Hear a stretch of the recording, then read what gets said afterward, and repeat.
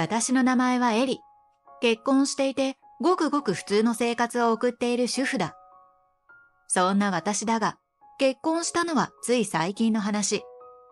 これまで仕事一筋だったため、恋愛事には一切取り合わず、ひたすら仕事を頑張っていた。そんな時、運命の出会いを果たしたのが、夫の幸男。とても真面目で、仕事にも精を入れており、私と似た部分があると思っていた。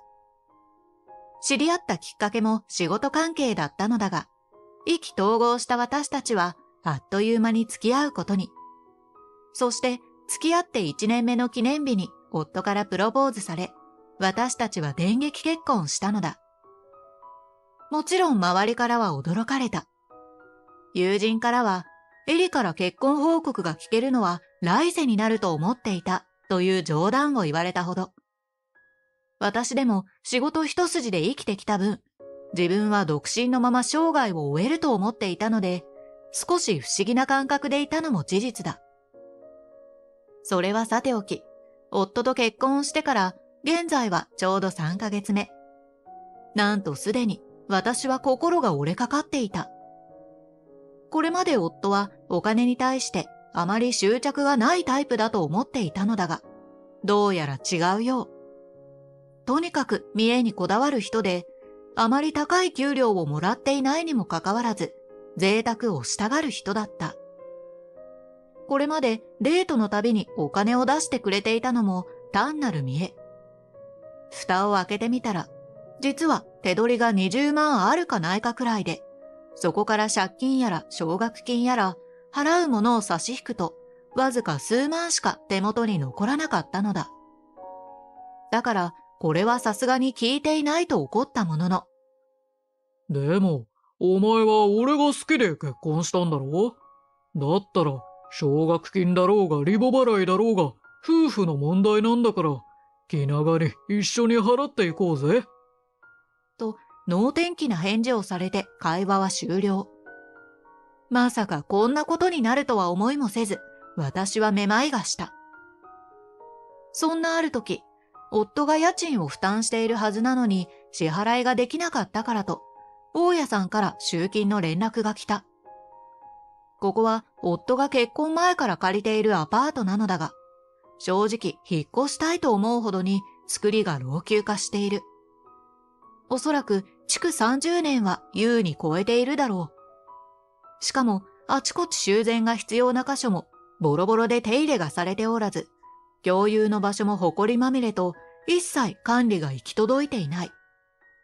おまけに駐車場もなければ駅から徒歩30分で、周りも薄暗くて防犯面も怪しい。早急に引っ越したかったのだが、夫がここは家賃が安いからと言って取り合ってくれなかったのだ。とりあえず大家さんの要求に応じて家賃を払おうとしたが、金額を聞いて財布を開けていた手が止まる。まさかここの家賃だけで5万も請求されているとは思いもしなかったからだ。内訳を聞くと、家賃が5万で管理費が5000円。駐車場は住人が個別に契約をしている月決め駐車場代8000円を上乗せすると、どう考えても大赤字。とりあえずその日は黙って支払ったものの、こんなところで毎月6万以上も支払っていると知り、私はどうしようもない気持ちになる。というのも、実は私、かなりの節約家で、節約が趣味と言っても過言ではなかった。だから、ある程度の収入があっても、無駄なことは一切したくない。しかし、夫にそれを押し付けるつもりは毛頭なかった。そのため、夫のお小遣いは、夫が好きに使っていいと思っていたのだが、家賃は生活費に含まれるため、放っておくことは難しい。だから私はすぐに夫に相談しようと決めた。ねえ、さすがにここで5万の家賃は高すぎると思うんだけど、せめて立地が良くて同じ値段のアパートに引っ越さない？意を決して夫にはっきりと自分の本音をぶつける。しかし夫は眉間にシワを寄せてすごい剣幕で反論してきた。おお、お前、家賃は俺が払ってるって言うのに、何偉そうなこと言ってんだよ。だいたい、東京とかならこの規模のアパートを借りようと思えば、8万くらいするし、格安だろうが。ここと東京のアパートを比べること自体が間違っている。相場から見ると、ここの家賃は3万か4万が妥当なところだろう。それに管理費を取っているなら管理をしてくれるのが普通なのに、おそらく私的利用しているに違いない。そんなきな臭い大家さんがいるアパートなんて借りてもろくなことがないと思っているので、私も引き下がることなく夫に意見を伝え続けた。だが夫も頑くなに自分の考えを変えようとしない。ここは昔から契約していて、自分は大家さんとも馴染みだから、今更引っ越しなんてしたくないとのこと。これを聞いてもう限界だった。これまで結婚してから何一つ私の意見を聞いてくれなかった夫に、とうとうブチ切れてしまったのだ。もういいわよ。好きにしたら？でも、私があなたの分まで支払っている借金は、もう二度と肩代わりしないから。それだけ言って部屋を飛び出した。実は、夫の収入だけだと、夫が抱えている借金を支払うことは困難。正確には、夫はお小遣いとして、毎月5万は確実に使いたいと言い、そのせいで借金返済分までお金が足りず、私が代わりに支払い続けてあげていたのだ。だが、こうなった以上、払ってあげようという気持ちも起こらない。むしろ、夫への愛情が冷めていく一方だった。さて、それから数日が経過したある時、私がスーパーで値引き品を買ってから家に帰ると、それを見た夫が大激怒した。お前、まだこんなことしてたのかよ。セール品を買うなんて貧乏人がすることだし、いい加減やめろ。それに、お前がこんなことをしてると、俺の稼ぎが悪いみたいに思われるじゃないか。もしそうなったら、何が何でも責任を取れよ。そう言ったかと思うと、せっかく買ってきた値引き済みのお弁当を捨ててしまった。それを見ながら、私はイライラがどんどん加速し、下手をすれば夫に手を挙げてしまいそうな衝動に駆られる。だけど、燃えたぎる劇場をぐっと抑え込んで、理性を維持し続けた。別に、そのお弁当は私が食べようと思っていたものだし、私がセール品を買ったからって、旦那が貧乏とか思う人はあんまりいないわよ。いたとしても、私たちの人生には関係ないし、何をそんな神経質になってるの？あなたこそ、無駄な飲み会とか、ブランド品の購入とか控えて、借金返済したら？なんとか冷静さを保ったまま、夫にそう言う。すると、夫も私の言葉には言い返すことができないのか、押し黙ったまま気まずい沈黙の時間だけが流れていった。さすがに私も夫も、この空気には耐えられない。だから、もういい。あなたはあなたの生活を送れば？私は自分のことくらい何とかするし、もう必要以上に話しかけないで。そう言って、夫との距離を取ることに。こうすれば、多少なりともお互い頭が冷えて、その頃にはきちんと話し合いができると思っていたから。しかし、現実はそう甘くはない。そういった矢先、夫はほとんど家に帰らなくなってしまったのだ。最初は日付を超えてから帰宅していたのだが、最近はそもそも家に寄りつかなくなる。さらに家賃もまた滞納して私が支払うことになり、もうめちゃくちゃだった。完全に夫婦としての生活が破綻していると思い、離婚の決意が固まる。私はすぐに離婚届を役所からもらってきて、自分の欄にサインし、夫にも同意を求めようと、なんとかタイミングを見て話しかけたのだが、嫌に甘い香水の匂いが鼻腔を刺激した。まさか、夫は浮気をしているのか。そんな考えがよぎったものの、今はとりあえず聞かずに離婚の話を切り出す。もう私たち離婚した方がいいと思うの。結婚して数ヶ月っていう短い期間だったけど、あなたとの生活に将来性を感じない。あなただってそうでしょ？だからサインして。そう言うと、夫は一瞬目を丸くした後に、般若のような怖い顔を浮かべる。そして、私の手から強引に離婚届を奪い去り、こう言った。笑わせんな。それはこっちから言うセリフだっつーの。あくまでもお前は俺に捨てられた哀れな女だ。まあ、そもそも家賃5万も払えない貧乏女とは離婚したかったし、年収1000万あるキャバの愛人と再婚するから、ざまあ。そんな悪態をついたかと思うと、夫は殴り書きでサインをし、私に離婚届を突き返してきた。面倒だから、あとは自分で出せと。今の言葉で、夫がどれだけ私のことを見下しており、平気で浮気をしていたかも分かった。だが、夫から浮気の事実を言ってくれたことはありがたい。今は何も言わずに離婚に応じたという体で振る舞うが、絶対に私を馬鹿にしたことについて報復を受けてもらおうと思った。そして翌日、一刻も早く元夫と住んでいたアパートから去りたくて、とりあえず駅前のタワマンに引っ越した。引っ越したと言っても、大きな荷物はほぼ何もないし、キッチンと冷蔵庫が使える程度。それでも家具自体は業者にお願いすればすぐに揃うものでもあったので、あまり気にしていなかった。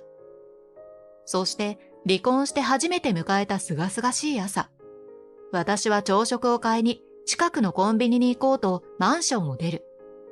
するとそこで元夫とばったり鉢合わせ。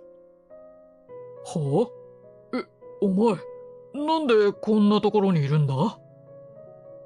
私とその背後にある大きなマンションを見比べて、元夫は混乱しているのか、目を激しく左右に泳がせている。そんな元夫を見た瞬間、私はニヤッと口角を上げてこう言った。あら、あのボロアパートから30分歩いてお疲れ様。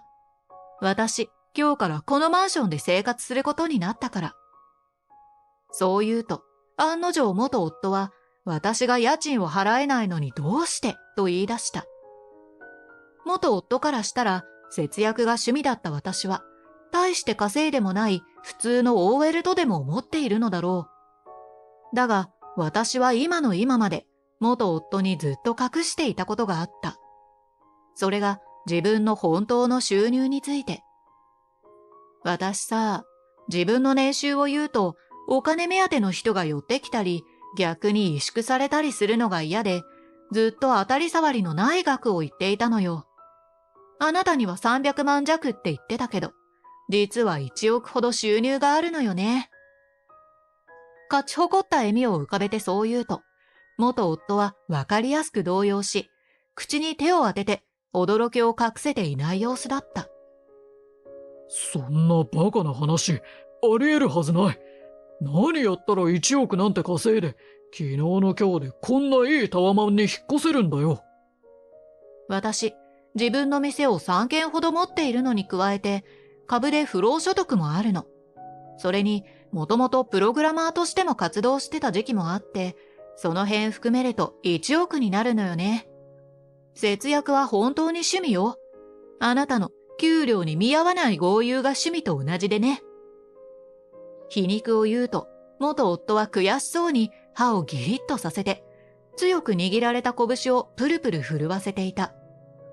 だが次の瞬間、ガバッと力が抜けたかのようにその場にへたり込んだかと思うと、土下座して許しを請うてきたのだ。そっか。お前ってばそんな金持ちだったのか。道理で俺の借金返済をしても涼しそうな顔をしていたわけだよ。この通りだ。謝るから、どうか俺と再婚してくれ。そんな風に捨て猫みたいな顔をして懇願してきても、私の気持ちに変わりはない。そもそもタワマンに昨日の今日で引っ越せるわけがないということにも気づかないのだろうか。つまり、このことが意味するものは、私は元夫があんなことを言う以前から離婚して引っ越す準備を進めていたということ。そのことをはっきりと伝える。ここのタワマンのオーナーは私の知り合いでつてで部屋を用意してもらったの。もう2ヶ月前から準備していたし、あなたと離婚したいと思っていたのはその時から。どれだけ謝られても私の気持ちは変わらないし、しっかりと慰謝料請求もするつもりだから、ちゃんと誠意を表してね。じゃ。短くそんなことを言うと、元夫の横をすり抜けてコンビニに向かう。戻る頃には電車の時間もあったからか、元夫の姿はなかった。そして私は、元夫に浮気に関する慰謝料請求をすることに。約100万円ほど請求して、元夫が住んでいるあのアパートに内容証明を送ったのだが、受け取るだけ受け取って無視。そんな状態がかなり長いこと続いていたため、私が応じないならこちらも強行手段に出ると言うと、元夫はやっと返事をした。勘弁してくれよ。俺、彼女からはただの金づる扱いされて、結婚話出したら、自分は奥さんに恨まれたくないから、これ以上関係を続けないって逃げられちまったんだよ。俺、大した給料もないし、慰謝料なんて払えない。絶対同意しないからな。思っていた答えは得ることができず、単に元夫が愛人に振られたという事実のみが残ってしまった。こうなってしまってはしょうがないと思い、私は元夫の会社へ内容証明を送る。すると、強制執行の通知を見た会社は、すぐに元夫を呼び出して事実確認をし、元夫はやっとここで慰謝料請求に同意することになったのだ。最初のうちはきちんと振り込んでくれていたものの、だんだん滞納するようになって、今は支払っていない。だから、給料を差し押さえて、そこから支払ってもらうことにした。これにはさすがの元夫も逆らうことはできず、給料から引かれた後の明細を見てがっくりしていたそう。でも自業自得だから仕方がない。またその後、あの日駅前で私に謝って土下座していた姿の元夫を見かけた元夫の後輩が噂話を流してしまったそう。そのことで元夫は会社に居づらくなり自主退職。今は実家の親元に戻ってフリーターをしながら私に支払いをしているという毎日だ。だがそれすらも長続きせず、仕事を辞めてはまたしての繰り返しで履歴書もぐちゃぐちゃになって大変なことに。元夫の両親も完全に元夫のことを見放しているからか、あまり口出しはしていないそうだ。現在はどこかの路上でホームレス生活を送っているという噂を聞いたものの、真偽は定かではない。ただ、元夫がどこへ行っても失敗続きで、肩身の狭い思いをしていることだけは揺るぎない事実だろう。一方で私は離婚してあのタワマンで暮らし始めた後、元夫のことも片付いたので別のところに再び引っ越した。もともと節約が趣味なので、家に何十万も支払うことに抵抗があったからだ。その後はごくごく普通のありふれた 1K のアパートで生活している。あまり広いところに一人でいることは好まず、このくらいがちょうどよかったからだ。また、離婚して3年ほど経ったある時、私は今度こそ運命の出会いを果たす。一度元夫とのこともあったため、このお付き合いは慎重になっていて、きちんと同棲期間も設けてから結婚を考えた。幸いなことに、新しい夫は元夫のような横暴なことも言わなければ無駄遣いもしない。私が節約好きであることについても、お金の管理が任せられるからと言ってくれたため、私は年収を明かした。しかし彼は特に何も言わず、へえ、すごいね、くらいの反応しか見せない。素直にどう思ったのか聞いてみると、お金じゃなくてエリが好きだから結婚したんだと言われたときは本当に嬉しかった。今は子宝にも恵まれ、少し遅めの出産だったこともあり、若いママたちに負けないように子育てと仕事を頑張っている。